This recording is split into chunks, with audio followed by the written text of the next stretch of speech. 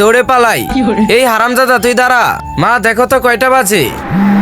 I high গার্লফ্রেন্ডে call দিয়েছে। এখন দেখো এ ভাই সময় কম। হ্যাঁ হ্যাঁ রাখি, পরে কথা বলবো। হ্যাঁ বেবি বলো। মা এটা কি হচ্ছে? এ ভাই জান না, স্কুলের সময় তো শেষ হয়ে যাচ্ছে। বাবু 1 মিনিট। হ্যাঁ বাবু এবার বলো। ওই সময় বুঝি নাই। এ ভাই চুপ করে বসেন না। মা আমার তো রাগ হচ্ছে। হ্যাঁ বুঝতে পারছি বাবু, এবার রেখে দেই। ফালতু জাতি আমার গাড়িতে উঠেছে। মা শোনো, আমরা একটা প্ল্যান করি। হ্যাঁ এটাই ভালো হবে।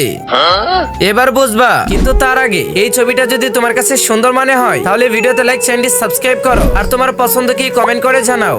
ভাড়া কত? দাঁড়ান কল আসছে। আই হাই আমারও কল আসছে।